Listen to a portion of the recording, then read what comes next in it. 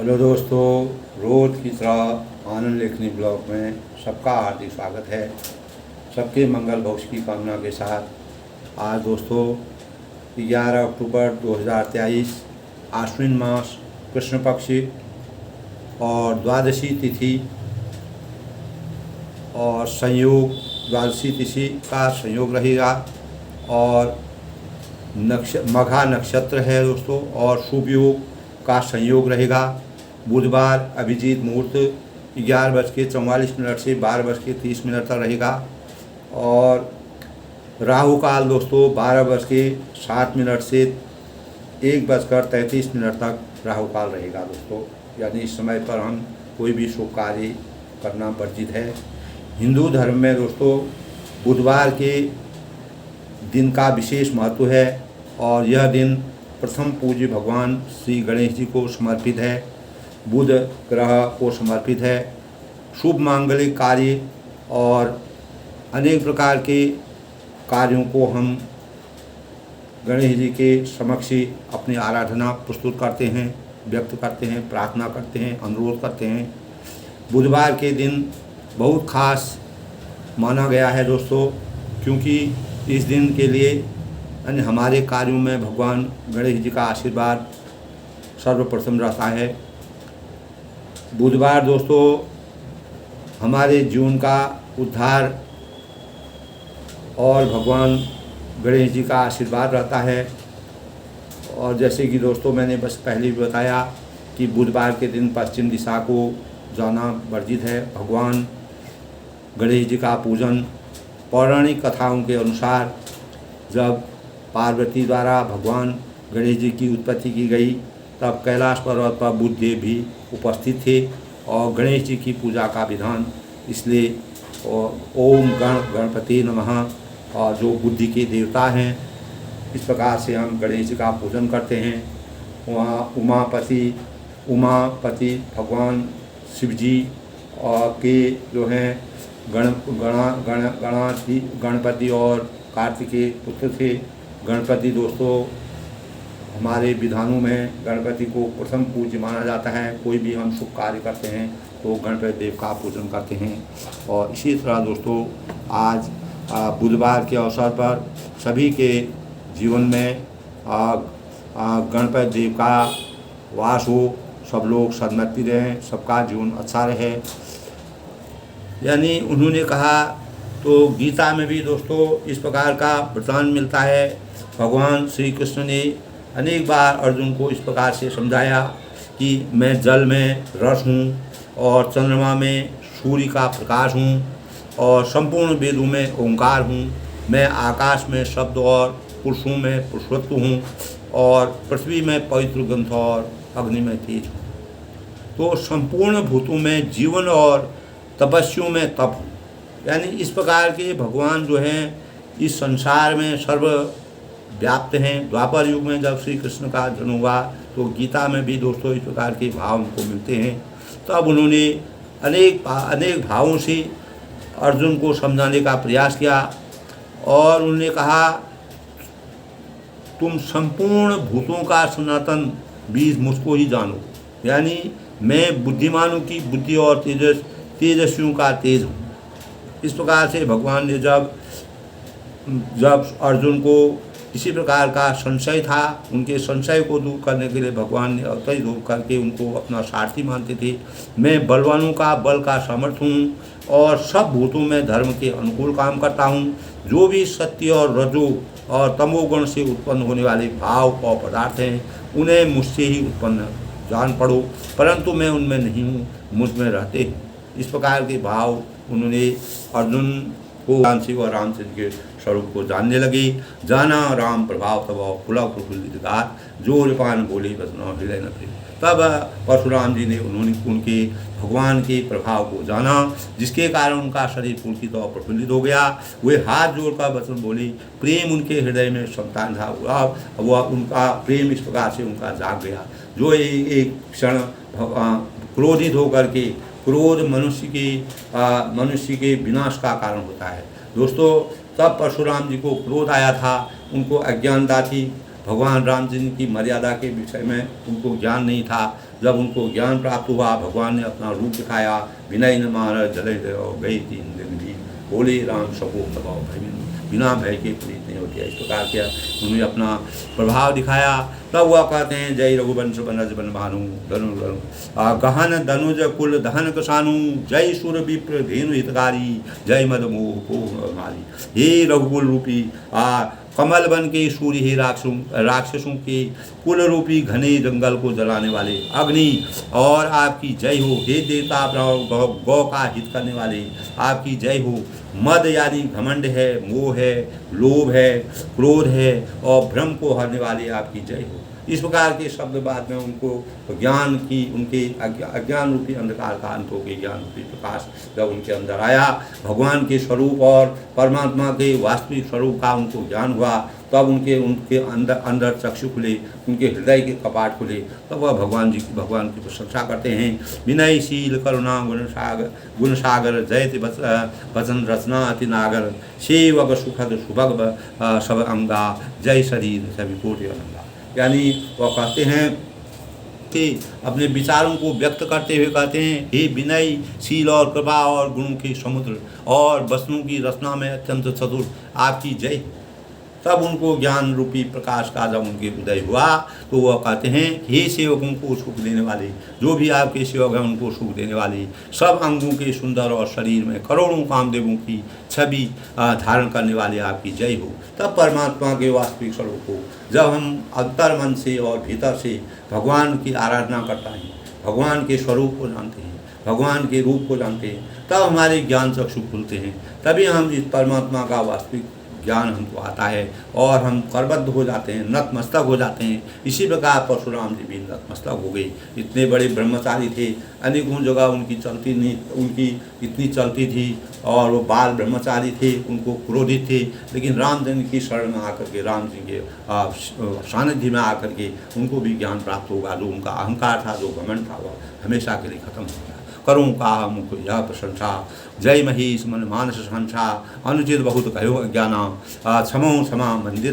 तब अपनी जो उन्होंने गलत कहा था उस पर अपना कह रहे हैं कि मैं एक मुख से आपकी क्या प्रशंसा करूं, यानी मैं अपने मुंह से आपका वर्णन नहीं कर सकता हूँ। तुलसीदास जी ने इस प्रकार का वृत्तांत किया है। दोस्तों, हे महादेव के मन रूपी मानसरोवर के हंस हैं, आप महादेव के मन रूपी महादेव के हंस के समान है। हंस जो है दूध और पानी को बोला, न्याय और अन्याय की और गलत और सही की, बुराई और अच्छाई के भावों को सब अलग अलग करने वाले हैं, वास्तविकता को जानने वाले हैं। आपकी जय हो।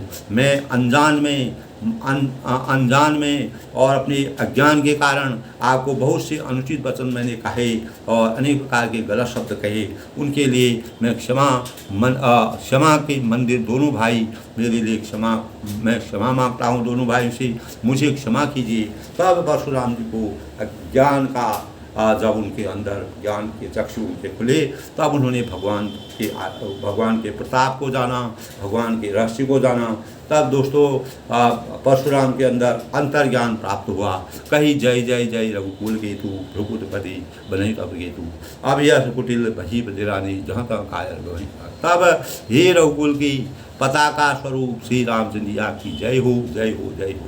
तब वह कहते हैं कि आप इस रघुकुल की शिरोमणि हैं। और ऐसा कहकर परशुराम जी तब के लिए वन को चले गए। तब उन्होंने भगवान राम जी से लेकिन अपने तप में, अपनी भक्ति में लीन थे, तो उन्होंने भगवान को प्रमाण किया। परम ब्रह्म परमेश्वर भगवान श्री राम जी के उनको दर्शन हो गई, जन्म मृत्यु के भय से वह दूर हो गई और उनकी तपस्या सार्थक हो गई। यह देखकर दुष्ट राजा लोग बिना ही कारण मन कल्पित करके डर से रामचंद्र जी परशुराम जी हार गए और हमसे इनका अपमान किया था, यानी हमने इनका अपमान किया था, वह कहीं से इनका बदला न लें, या इस व्यर्थ डर से डर गए। वे कायर चुपके से जहाँ तहाँ भाग गए। तब और भी जो राजा लोग वहाँ पर बैठे थे, जब परशुराम चुपके से वहाँ से चले गए, तो वह लोग जो है उपहास, परशुराम जी उपहास करेंगे, इस प्रकार का क्या वृत्तांत करेंगे उसको देख रहे थे।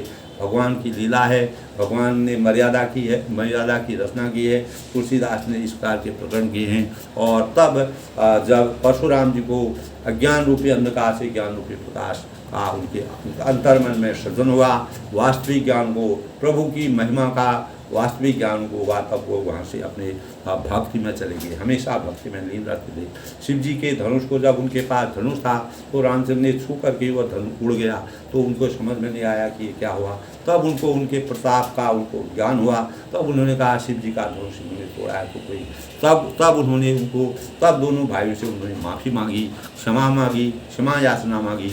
देवन दीन दुंदवी प्रभु बरसही फूल, हर्षे पुर नर नार सब मिट्टी मोह मई फूल। यानी देवताओं ने इस प्रकार से नगाड़े बजाए, तब जो है जो वहाँ की प्रजा थी परशुराम को देखकर जो भयभीत हुए थे, सबका भय दूर हो गया। तब देवताओं ने फूलों की वर्षा की, प्रभु के ऊपर फूल बरसाने लगी।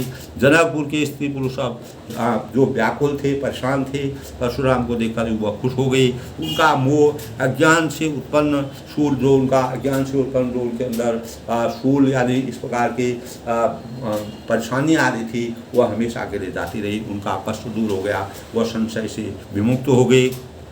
अति गह गई बाजने बाजी, सबई मनोहर मंगल साजी।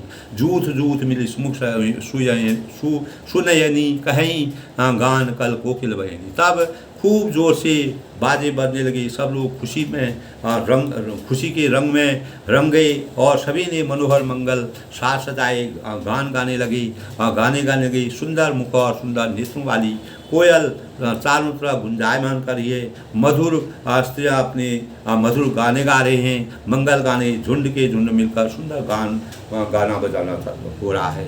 तो सुख विदेह कर भरन जाई, जन्म दरिद्र मनो निधि पाई। विगत त्रास वही सी सुखारी, जन्म विधि उदय चकोर कुमारी। जनक जी के मुख का वर्णन नहीं किया जाता है।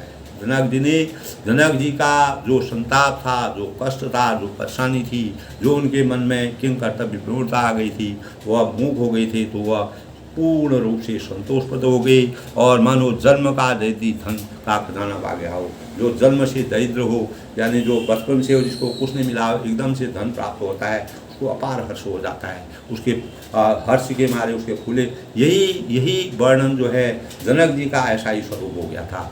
तुलसीदास ने इस प्रकार का मार्मिक वर्णन किया है दोस्तों। और सीता जी का भय भी जाता रहा। सीता जी जब सोच रही थी कि परशुराम क्या करेंगे, तो उनका भय, ये सब दोस्तों मर्यादा की रचना है। अनेक प्रकार से भगवान ने मनुष्य रूप में अवतार लेकर के सब संरचना की। ये तुलसीदास ने इस प्रकार का वृत्तांत किया है, जो आज भी हमारे जीवन में चरितार्थ है। वे ऐसी सुखी हुई चंद्रमा के उदय होते ही चकोर की कन्या सुखी होती है। जिस प्रकार चकोर की कन्या होती है, जैसे चंद्रमा की तरफ देखे रहते हैं, तो उसी प्रकार वह चंद्रमा को देखते हुए जिस प्रकार की छवि होती है, वही छवि सीता जी की और रामचंद्र जी को देख करके हुई। तो दोस्तों, जनक कीन कौशिक प्रणामा, प्रभु साध भंजय रामा। मोई कृत कीन दो भाई, अब तो उचित रो करी गोसाई।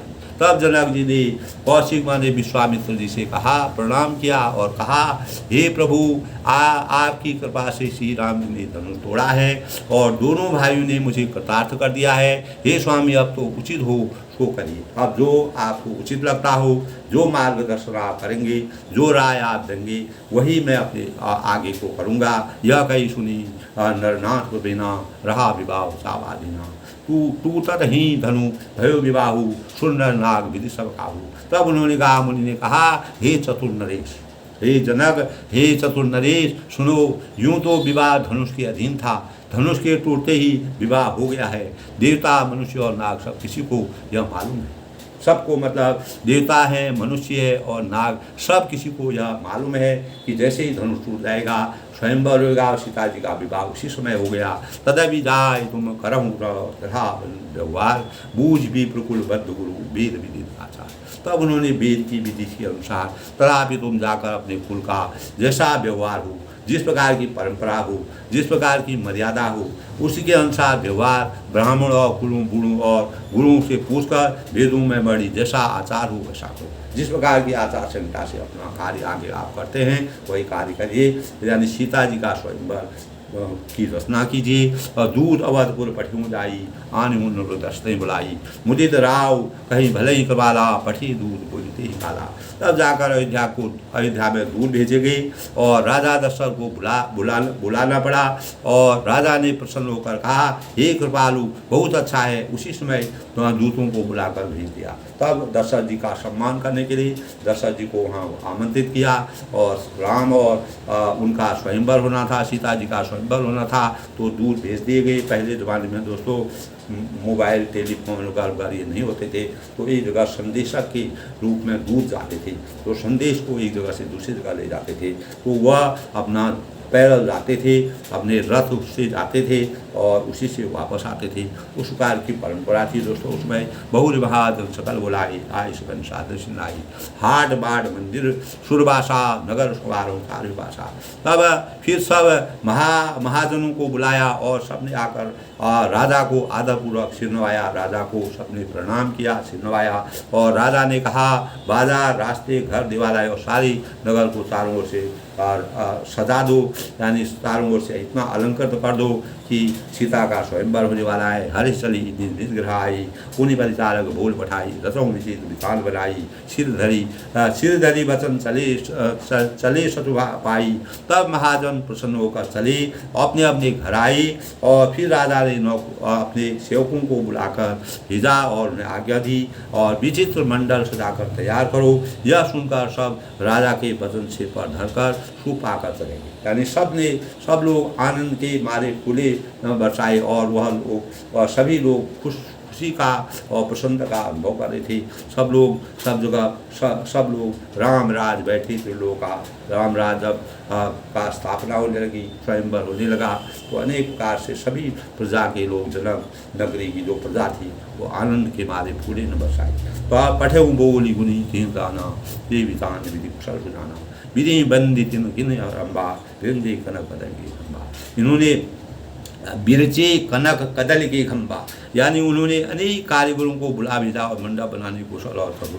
तब दोस्तों उस प्रकार जो आज के समय में की स्थापना की जाती थी, कोई शुभ कार्य होता था, शगुन होता था, और वंदना करके कार्य प्रारंभ किया गया, मंडप बनाया गया, सोने के केले के खंभे बनाए गए। केला शुभ माना जाता है, तो उसको सोने के बनाए दिए। तो उसमें जनक नगरी में सोने की कोई कमी नहीं थी। तो चारों ओर राम राज्य था, सब जगह सब चीज़ विद्यमान था। तो हरदि मनिन के पत्र फल, पदम राग के फूल, रचना देख विचित्र अति मनोविदिन शिखर। इस प्रकार तुलसीदास ने दोस्तों कितना हृदय स्पर्शी वर्णन किया है। हरी हरी मणियाँ, पन्ने के पत्ते और फल बनाए तथा और पद्मराग मणिकों के फूल बनाए। और मंडप की अत्यंत विचित्र रचना देखकर ब्राह्मण लोग थे, जो आए हुए सज्जन थे, जिनको सत्कार किया था, जिनको आमंत्रित किया, वह लोग जो है पूरी छवि को देखकर आश्चर्यचकित हो गए। बेनु हरित मनमय सब कीनी, सरल सरवर फरही कनक ललित अहिवेल बनाई, लख यहीं पर सपन सुनाई। तो बाँस सब हरी हरी मणियों के सीधे और गांठों से युक्त ऐसे बनाए थे, मानो वह समझ में नहीं आ रही थी, पहचाने नहीं जा रही थी मणियाँ हैं या साधारण चीज़ है। सोने की सुंदर नागबेली पान की लता बनाई और पत्तों सहित ऐसी भली मालूम होती है कि पहचानी नहीं जा सकती है। तो प्रकृति की छटा का जिस प्रकार से प्रकृति के सौंदर्य का वर्णन होता है, वही वर्णन आज के युग में भी हमको मिलता है। दोस्तों, वास्तविकता नहीं है, लेकिन काल्पनिक रूप में हम उसको देखते हैं, और वही चीज़ उस समय की रचना के अनुसार आज भी वह चीज़ विद्यमान है। दोस्तों, उस समय इस प्रकार का परिवेश था, इस प्रकार का वातावरण था। राजाओं के पास अपार संपत्ति होती थी, अपार धन होता था, जनता बहुत कम थी, और चारों तरफ सोने की चिड़िया भारत फैलाती थी। और इसीलिए दोस्तों हर जगह मणियों और हीरे, पन्ना, जवाहर इत्यादि की कमी नहीं थी। तेई की रचिपति बंद बनाई, बीच बीच का दाम सुहाई। मानिक मरकत पुलिस विरोधा चीर कोर पति रचि सुधा। यानी किस प्रकार से उस मंच को सजाया गया, उसका उसी नागवेली से रचकर पच्ची कारी करके बंधन बांधने की रस्सी बनाई और बीच बीच में मोतियों की सुंदर झालरें बनाई। माणिक, पन्ने, हीरे और फिरोजे इन रत्नों को चीरकर कोरकर और पच्ची कारी करके इनके लाल, हरे, सफ़ेद और फिरोजी रंग से कमल बनाए। यानी इस प्रकार की शोभा का वर्णन करना अवर्णीय है दोस्तों। इस प्रकार से सुशोभित कर दिया गया कि भ्रंग बहुरंग विहंगा गूंजई खूंजई पौन प्रसंगा सुर प्रतिमा खम्मन गलिगारी मंगल द्रव्य लिए समुदाय। तो दोस्तों भौरे हैं और बहुत रंगों से पक्षी बनाए और हवा के सहारे गूंजते और गूंजते थे। खम्भों पर देवताओं की मूर्तियां गढ़ गढ़ कर निकाली गई जो सब मंगल द्रव्य लिए खड़ी थी। तो इस प्रकार के अनेक प्रकार के विचित्र जो यहाँ पर प्राकृतिक दृश्य का वर्णन किया गया है और किस प्रकार से मंच को सजाया गया, सब ने किस प्रकार से उस मंच को सजाया गया, अपार छवि का वर्णन किया गया है। चौके भांति अनेक पुराई सिंदूर मणिगर सुराई। तब गज मुक्ताओं के सहज ही सुहावने अनेक तरह के चौके पुराए गए। इस प्रकार के चौके बनाए गए। सौरभ पल्लव सुभरपुरी की नीलमणि घोर हेम बोर मरकंद भवनी लसद पाट मजरू। नीलमणि को कोर कर, देखिए कितना विचित्र वर्णन है। नीलमणि को कोर कर अत्यंत सुंदर आम के पत्ते बनाए और सोने के बोर और आम के फूल और रेशम की डोरी से बंधे हुए पन्ने के बंधे फूलों के गुच्छे सुशोभित। इस प्रकार की काया का, इस प्रकार की सुंदरता का, इस प्रकार की छवि का, इस प्रकार की वास्तविकता का वर्णन किया गया। अनेक प्रकार की मणियों को लगा करके और अनेक प्रकार से पूरा मंडल सजाया गया, उसका रचना की गई और जो अधिक से अधिक अच्छा लगे वैसा वर्णन किया गया। दोस्तों रचे रुचिर बर बंद निवारे मनो मनोभव फंत हुआरे मंगल कलश अनेक बनाई ध्वज पताक पर चमक हुआई। तो ऐसे सुंदर और उत्तम बंधनवान बनाए मानो कामदेव के फंदे सजाए हुए। कामदेव भी उसके आगे कुछ नहीं है दोस्तों। अनेकों मंगल कलश बनाए गए और सुंदर ध्वजा और पताका, पर्दे और चमर बनाए गए। जो चमर हम बनाते हैं दोस्तों शादी विवाह में, जिस प्रकार का हम वर्णन करते हैं, उसी का बिल्कुल शब्दार्थ, पूरा भावार्थ और पूरे क्षण का उस छवि का इस प्रकार का वृत्तांत तुलसीदास जी ने किया है जो हमारे मन को भी छूने वाला है, हमारे हृदय को छूने वाला है। दीप मनोहर मणिमय नाना जाय न वरण विचित्र विताना दी मंडप दुल्हिन बह रही सो वरण अस्मृति कर यही। यानी जिससे मणियों के अनेक सुंदर दीपक हैं, उस विचित्र मंडप का वर्णन ही नहीं किया जा सकता है। इस प्रकार का मंडप बनाया गया और जिस मंडप में जानकी जी दुल्हन होंगी और किस कवि की ऐसी बुद्धि होगी जो उसका वर्णन कर सकता है, उसका वर्णन करना बड़ा अवर्णीय है। इस प्रकार की शोभा का वर्णन करना, जानकी जी की शोभा अपरंपार है, उनकी शोभा की छवि का वर्णन करना कोई कवि नहीं कर सकता है। इस प्रकार की उन्होंने वर्णन, यानी बेनु हरिर्मणि मैं सब कीने सरल सपरब पर ही नहीं चीने कनक कलित अहि बेल बनाई लखी नहीं पर ही सपरन सुहाई। यानी बाँस सब हरी हरी मड़ियों के सीधे और गांठों से युक्त ऐसे बनाए जो पहचाने नहीं जा सकते थे और मणियों और सोने की सुंदर नागबेली बनाई गई थी, पान की लता बनाई गई थी और पत्तों सहित ऐसी भली मालूम होती थी कि पहचान नहीं जा सकती है, उसका वर्णन नहीं किया जा सकता। इस प्रकार से विचित्र बनाई गई थी। तेई के रची पची बंध बनाई बीच बीच मुक्ता धाम सुनाई मानिक मरकत कलुष पिरोजा चीर को रिपति रचे सरोजा। उसी नागबेली से रचकर पच्चीकारी और बंधन और बांधने की रस्सी बनाई और बीच बीच में मोतियों की सुंदर झालरें हैं, मणिक हैं, पन्ने हैं, हीरे हैं, फिरोजे हैं। इन रत्नों को चीर कर फोड़ कर और पच्चीकारी करके उनके लाल, हरे, सफ़ेद और फिरोजी रंग के कमल बनाए। इस प्रकार के दोस्तों उस मंच को इस प्रकार से सुशोभित कर दिया कि आज भी दोस्तों अनेक जगहों पर इस प्रकार के जो शुभ कार्य होते हैं तो आज भी उन वैसे वृत्तांतों का वैसे उस प्रकार का बनाया जाता है। लेकिन आज वह मणिक हैं, वह हीरे हैं, वह पन्ना है, वह इंसान हैं, वह समय है, वह देश काल परिस्थिति है, वह परिवेश है, आज के समय में नहीं मिल पाएगा दोस्तों। इस प्रकार अनेक प्रकार के जो है राजमुक्ताओं के सहस्वाम ने अनेकों तरह से चौंक गए वह उसको देख करके। सौरभ पल्लव सुरभ सुधी कीन नील मणिकोट हेम बौर मरकत बनी लसर पाठ बन। तब नीलमणि को कोरकर अत्यंत सुंदर आम के पत्ते बनाए। तो कितनी कलाकारी थी दोस्तों उस समय। सोने के बोर और आम के फूल और रेशम की डोरी से बंधे हुए पन्ने के फलों के यानी पन्ने के बने फलों के गुच्छे सुशोभित इस प्रकार के वर्णन किया गया था। रचे रुचिर बर बंद निवारी मनो मनोभव पंत सुवारी मंगल कलश अनेक बनाई ध्वज पताक भर समर सुहाई। यानी ऐसे सुंदर और उत्तम बंदरगार बनाए मानो कामदेव के फंदे सजाए गए हों। अनेकों महल कलश और सुंदर ध्वजा पताका पर्दे और चौर लाए। इस प्रकार के सब रचना की गई दोस्तों। दीप मनोहर मणिमय नाना जाय न बरन विचित्रिताना जय मंडप दुल्हन वैदेही सो वरने ऐसे। तो जिसमें मणियों के अनेकों सुंदर दीपक हैं, उस विचित्र मंडप का जो वर्णन नहीं किया जा सकता है। और जिस मंडप में श्री जानकी जी और श्री जानकी जी की दुल्हन होंगी और किस कवि ने कोई भी कवि इस प्रकार का वर्णन नहीं कर सकता है। दुलहु राम रूप गुण सागर शोभितान लोग उजागर जनक भवन में शोभा जैसी ग्रह ग्रह प्रतिपुर देखने जैसी। जिस मंडप में माँ यानी श्री जानकी जी की जैसी दुल्हन होगी और गुणों के समुद्र श्री रामचंद्र जी दूल्हे होंगे, वह मंडप तीनों लोग धरती पाताल और स्वर्ग जो है तीनों लोकों में प्रसिद्ध होना ही चाहिए।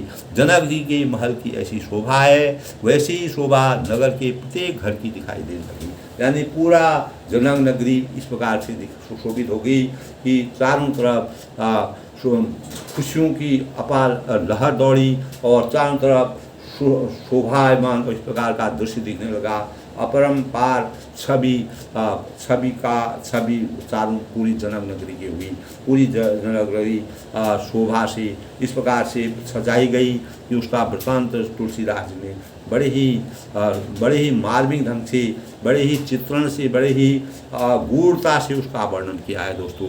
जही ते रहुति तेहि समय निहारी तेहि लघु लगई भुवन दस्तारी जो संबदा निज ग्रह सोहा सो बिलो के सुधारी।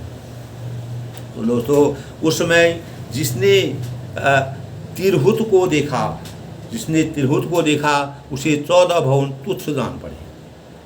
यानी 14 भवन भी उसको तुच्छ जान पड़े। जनकपुर में नीच के घर भी उस समय जो संपदा सुशोभित हुई थी, जिस प्रकार का वर्णन उसमें हो रहा था, जिसके बाद कुछ नहीं था उसका भी घर इस प्रकार से शोभित था। उसे देखकर इंद्र भी मोहित हो गए। यानी इंद्र को भी आश्चर्य हो गया, वो भी मोहित हो गई। इस प्रकार का दृश्य जो है यानी इस प्रकार का तुलसीदास जी ने जो है इस प्रकार की अतिशयोक्ति का वर्णन किया है, जो वास्तव में उस समय के परिवेश के अनुसार सही साबित होता है। और रामचंद्र की छवि भगवान परम ब्रह्म परमेश्वर भगवान रामचंद्र जी के जो बर रूप में, दुल्हा रूप में हैं और माँ जानकी जो है वह सीता जी दुल्हन रूप में हैं। उस मंडप का और उस परम ब्रह्म परमेश्वर की मंडली का वर्णन तुलसीदास जी ने अपनी रचना में इतने गूढ़ रहस्य से किया है। प्राकृतिक और प्रकृति की छटा का पूरा चित्रण और एक एक रत्ती करके उसका पूरा इस प्रकार से वर्णन किया है जो हमारे हृदय को छूने वाला है दोस्तों। बस ही नगर जही लक्ष्य करी कपट नारी बर बीस तेही पुर कहीं शोभा कहत और सकुच ही साधन। यानी जिस नगर में साक्षात लक्ष्मी जी कपट की स्त्री का सुंदर वेश बनाकर बसती, यानी लक्ष्मी यानी माँ सीता जो है वह नगर में साक्षात लक्ष्मी की प्रतीक हैं और वह एक स्त्री के रूप में रह रही हैं। और उस पुर की शोभा का वर्णन करने में सरस्वती और शेष जी भी सकुचा जाते हैं। यानी सीता जी वहाँ रह रही हैं, लेकिन किसी को यह मालूम नहीं है कि यहाँ पर लक्ष्मी पैदा हुए हैं, उनका आविर्भाव हुआ है, उनकी उत्पत्ति हुई है और ऐसा दृश्य होता है। तो उस समय उस प्रकार की वहाँ की शोभा का जब उनका मंडप बन रहा है, उस मंडप का सचित्र वर्णन तुलसीदास ने बड़ी मार्मिक ढंग से पहुँचे दूत रामपुर पावन, हर्षि नगर बिलोक सुहावन, भूप द्वार तिन खबर जनाई, दशरथ नृपन सुनी लिए बुलाई। तब जनक जी के दूत रामचंद्र की पवित्र पूरी अयोध्या में पहुँचे और सुंदर नगर देखकर वे हर्षित हुए और राजद्वार पर जाकर उन्होंने खबर भेजी। राजा दशरथ जी ने सुनकर उन्हें बुला लिया। तब राजा दशरथ जी ने उन्हें बुलाया कि यहाँ क्यों आए हैं। करीब नाम तिन पाती दीनी मुदिर मही बावनी, बाल विलोचन बाँचत पाती गाल हुए भरी साथी। तब दशरथ जी को दशरथ जी को वह पाती जो जनक जी ने संदेश भेजा था, जो निमंत्रण भेजा था, स्वयंवर में आने का निमंत्रण भेजा था, उसको उन्होंने दिया। और जो संदेश देवदूत जो दूत गए थे उनको देखा तो उन्होंने दूतों को प्रणाम करके दूतों ने उनको दशरथ जी को प्रणाम किया और प्रसन्न होकर राजा ने स्वयं उठकर उनसे लिया और चिट्ठी को बाँचने, पहले बाँचना करते थे तो पढ़ने को बाँचना करते थे, उसको पढ़ने लगे और नेत्रों में जल प्रेम और आनंद जब उनके सुपुत्र ने राम परम ब्रह्म परमेश्वर भगवान राम जी उनके घर में अवतरित हुए, उन्होंने विश्वामित्र के शरण में जाकर के विश्वामित्र की सेवा करके, विश्वामित्र की यज्ञ की रक्षा करके जब वह जनकपुरी में विचरण की तो उन्होंने सीता जी की स्वयंवर में जा कर के अनेक राजाओं के परिताप का खंडन करके, उनके घमंड का नाश करके, पूरा धनुष तोड़ करके जनक के प्रण को हमेशा के लिए संसार में जीवित रखा और माँ जानकी जी को के स्वयंवर को रचाया। इस प्रकार की बहुत ही मार्मिक वर्णन तुलसीदास ने किया है।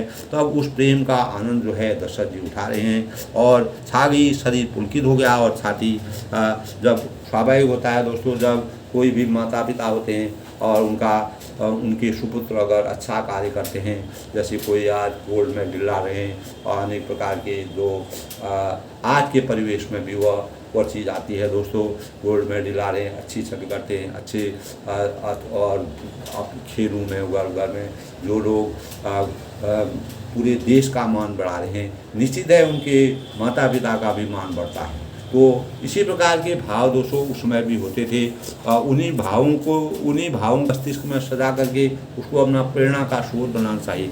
और इस प्रकार के भाव जो आज के परिवेश में भी जिस प्रकार का परिवेश है उसमें भी दोस्तों अगर कोई अच्छे कार्य करता है, कोई गोल्ड मेडल लाता है, बड़ा काम करता है, देश के लिए मान बढ़ाता है, देश का मान बढ़ाता है और विश्व में अपना स्थान बनाता है, तो उसके लिए भी उसके माँ बापों का मनोबल बढ़ता है, हृदय में अपार खुशी होती है और वह शरीर पूरा पुलकित हो जाता है। कभी कभी माता पिता जो है रोने भी लग जाते हैं, इस प्रकार का भी दृश्य हो जाता है, खुशी के आंसू होते हैं, वह आंसू भी निकल जाते हैं। इसी प्रकार दशरथ जी ने जब उनके स्वयंवर हो रहा था, उनके लिए आमंत्रण गया, उनके हृदय में भी हृदय उनका विवल हो गया, ध्रुवित हो गया और वह भी प्रसन्न के मारे खुशी का आभास करने राम लखन उड़कर बरसी थी, रही गई कहत न खाटी मीठी, पुनि धरी धीर पत्रिका बाँची, हर्षी सभा बात सुना। तब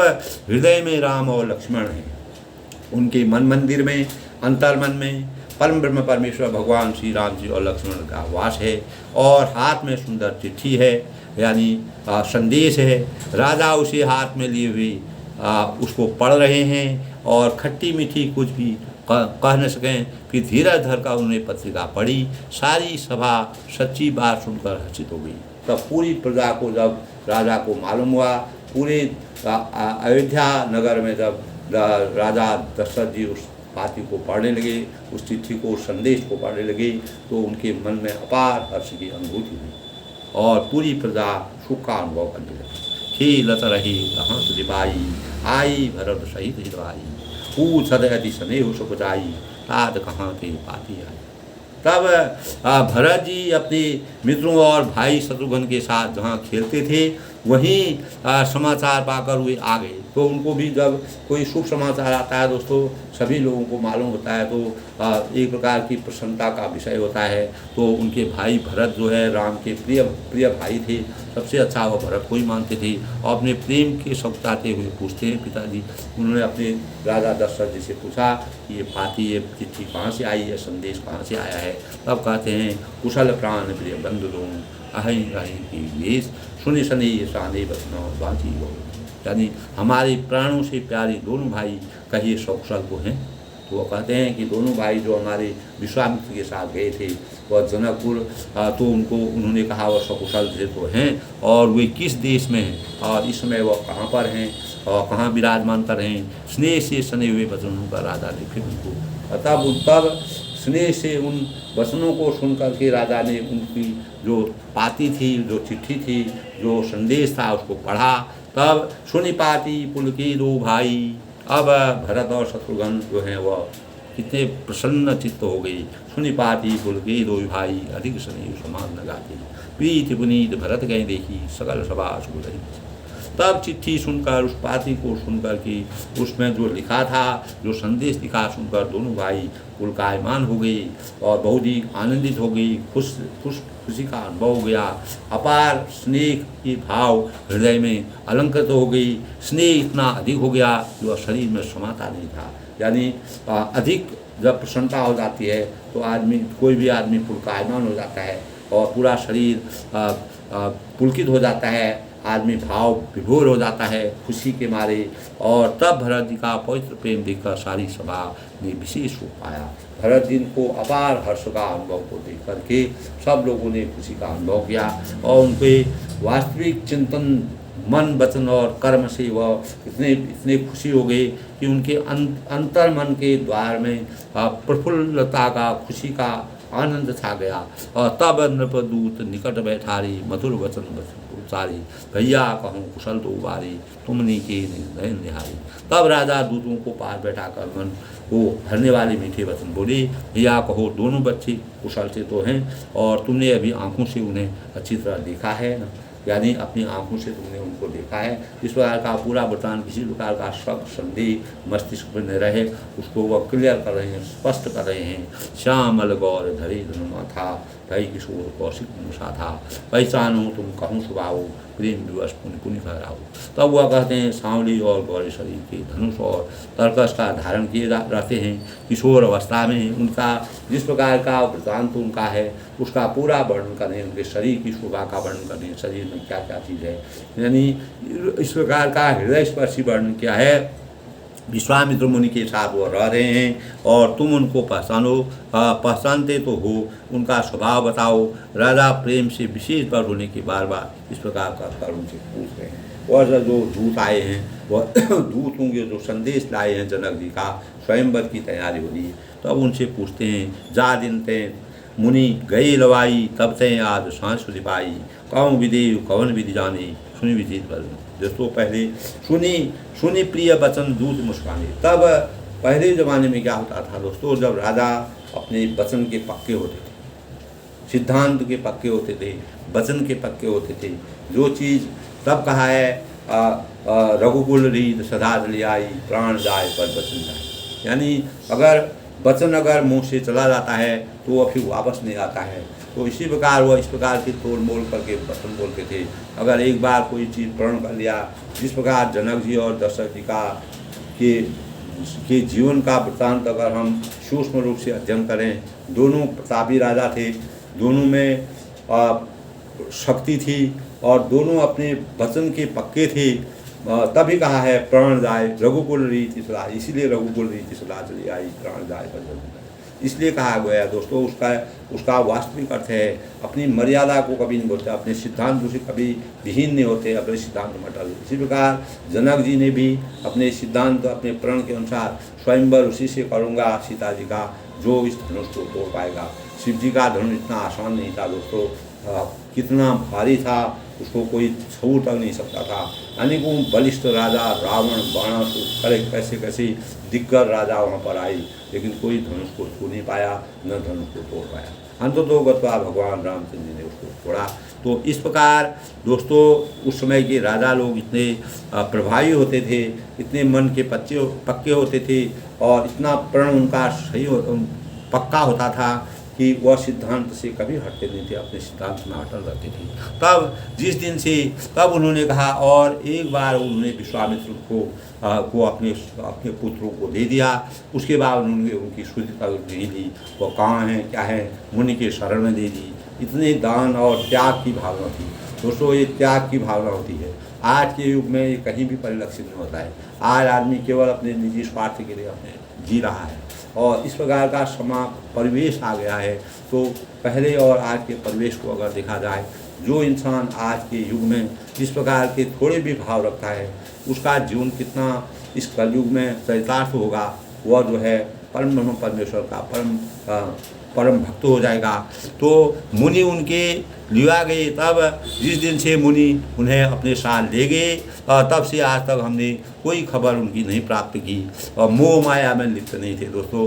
जब किसी को कोई चीज़ दे दी तो उसके बारे में भी सोचते नहीं थे।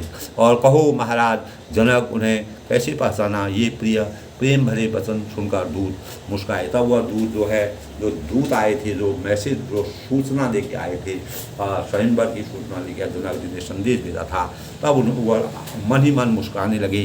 सुनऊ मही पति मुकुटमणि तुम सम धन्य न कोई। कब वह कहते हैं सुनऊ मही पति मुकुटमणि तुम सम धन्य न कोई, राम लखन जिनके तनयो विश्व विभूषण। दूतों ने कहा हे राजाओं के मुकुटमणि सुनिए। दशरथ जी से कहा, दूत भी प्रभावित हो गए उनकी बातों को सुन करके। दूतों ने कहा हे राजाओं के मुकुटमणि सुनिए, आपके समान धन्य और कोई नहीं है। जिनके राम लक्ष्मण जैसे पुत्र हैं वे दोनों विश्व के विभूषण हैं। यानी वह इस संसार के विभूषण के प्रतीक हैं, इस संसार को के शोभा के प्रतीक हैं। उनके उनके उनके उनके उनके उनके वचनों का, उनके स्वरूप का वर्णन करना शब्दों से हम नहीं कर सकते हैं। आप जो है दूतों ने आप राजाओं के मुकुटमणि हैं। सभी राजा अनेकों होते हैं, लेकिन आप उनके सबसे श्रेष्ठतम राजा है, अपने प्रण के पक्के हैं। और आपके समान धन्य इस संसार में कोई नहीं है। और जिनके राम और लक्ष्मण जैसे पुत्र हैं, परम ब्रह्म परमेश्वर को जिन्होंने पाया है, वो दोनों विश्व में एक हमारे लिए विभूषण के वरदान हैं, हमारे लिए आभूषण हैं, हमारे लिए विभूषण है। अनेक प्रकार से उन्होंने उनको कहा पूतन जो नहीं तुम्हारी पुरुष सिंधु जिर उजियारी तिनके जल प्रताप आगे शशिमलीन रवि शीतल लागे। तब आके पुत्र पूछने योग्य नहीं है।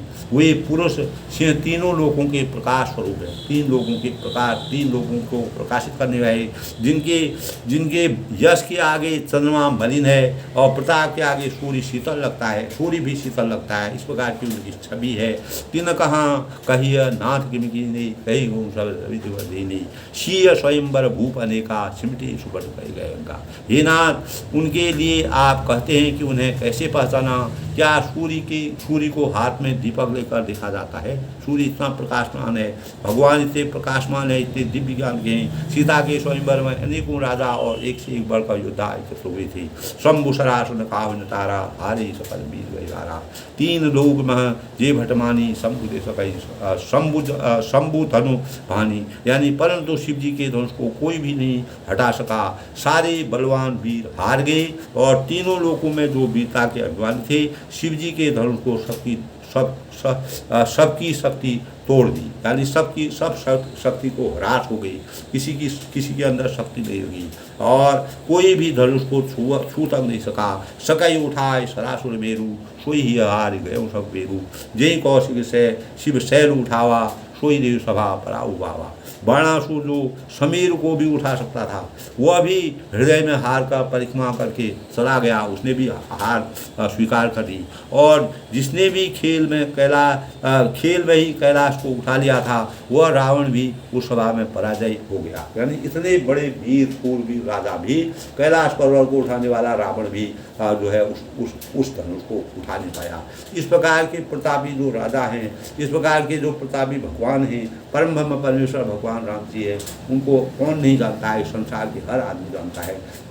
तब दशरथ जी उनके मुँह से उनकी प्रशंसा सुन रहे हैं, तो उसका तहाँ राम रघुवंश मणि सुने महामहिपाल भंजे ऊँचा प्रयास बिंदु जिमी करे पंकज। यानी हे महाराज सुनिए, यहाँ जहाँ ऐसे ऐसे योद्धा हार मान गई, रघुवंश मणि श्री रामचंद्र जी बिना ही प्रयास शिव जी के धनुष को वैसे ही तोड़ डाला जैसे हाथी कमल की डंडी को तोड़ डालता है। जिस प्रकार हाथी कमल की डंडी को आसानी से तोड़ जाता है, उसी प्रकार इतनी महाप्रतापी राजाओं के आने पर भी वो अभी धनुष को नहीं छूट सकी।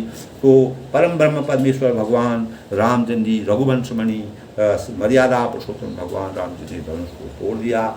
उनकी छवि को कौन नहीं जानता है। वो इस संसार में सर्वव्याप्त हैं, वो अनन्य हैं, अंतर्यामी हैं, उनकी वास्तविकता को सब जानते हैं। इस प्रकार के वृत्तांत को दशरथ जी से उनके दूत कहते हैं। सीता के स्वयंवर के लिए दशरथ जी को आमंत्रण आता है और इस प्रकार से दूत उनके स्वरूप का वर्णन करते हैं, भगवान राम जी की मर्यादा का वर्णन करते हैं, उनकी विचित्रता का वर्णन करते हैं। दशरथ जी जैसी अखंड और प्रतापी राजा इस संसार में बहुत कम हुए हैं दोस्तों। वो अपने प्रण के पक्के थे।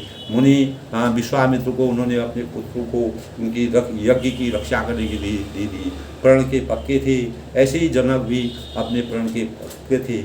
इसीलिए कहते हैं दोस्तों, जब आत्मा का परमात्मा से मिलन होता है, अपने आप ही इस प्रकार के संयोग मिलते हैं। यही संयोग हमारे जीवन को जा पर जाकू सत्य स्नेहू ता पर ताकू कसु न संग जिस प्रकार का, इसी प्रकार जनक और दशरथ जी का जो संयोग है वो वास्तव में भगवान का आशीर्वाद है। भगवान ने इस प्रकार की रचना रची है और तुलसीदास ने उस रचना को इस प्रकार से विस्तार से हमारे अंतःकरण में अलंकृत किया है। वो आज भी हमारे लिए प्रेरणा के स्रोत हैं और आने वाला जो समय है, आने वाला जो काल है, आने वाला भविष्य है, उनके जीवन के लिए भी प्रेरणा का सूचक बनेगा, कुछ न कुछ ज्ञान मिलेगा। इस प्रकार से दोस्तों जनक जी ने उनकी बातों को सुन के अपार हर्ष का अनुभव किया और अपने पुत्रों का समाचार मिला तो उनको अपार हर्ष हुआ।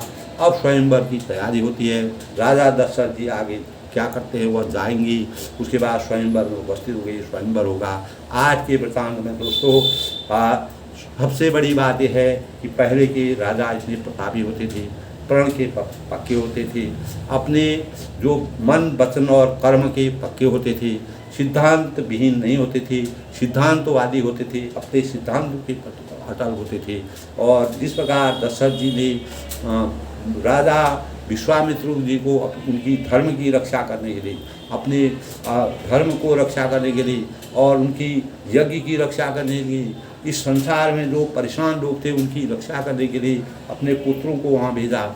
उसी प्रकार जनक जी ने भी अपने स्वरूप को, अपने बल को और अपने वचन के पक्के होने के भाव को आगे बढ़ाने के लिए इस प्रकार का संकल्प लिया कि माँ सीता जो है धरती से पैदा हुई है, इसमें भी भगवान के स्वरूप है, इसको जो भी मिलेगा भगवान मिलेंगे। तो उन्होंने इस प्रकार का स्वयंवर रचा। उन्होंने कहा कि जो प्रतापी राजा इस धनुष को तोड़ पाएगा वही इस सीता का स्वयंवर होगा, अन्यथा सीता का स्वयंवर नहीं होगा। इस प्रकार का संकल्प और जो प्रण था वह जनक जी का भगवान रामचंद्र जी पूरा किया। इस प्रकार दोनों राजाओं का जा पर जाकू सत्य स्नेहू ता पर ताकू कसु न संधि। तो ये संधि ये जो है दो जा पर जाकू सत्य स्नेह की बात है। स्नेह, अगर स्नेह से स्नेह टकराता है तो अपार छवि प्राप्त होती है।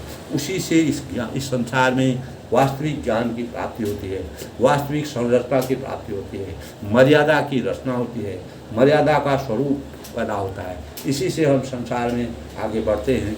अपने भावी पीढ़ियों को, अपने देश को, अपने समाज को, अपने घर को, स्वयं को इस प्रकार की प्रेरणा से प्रेरित होते हैं।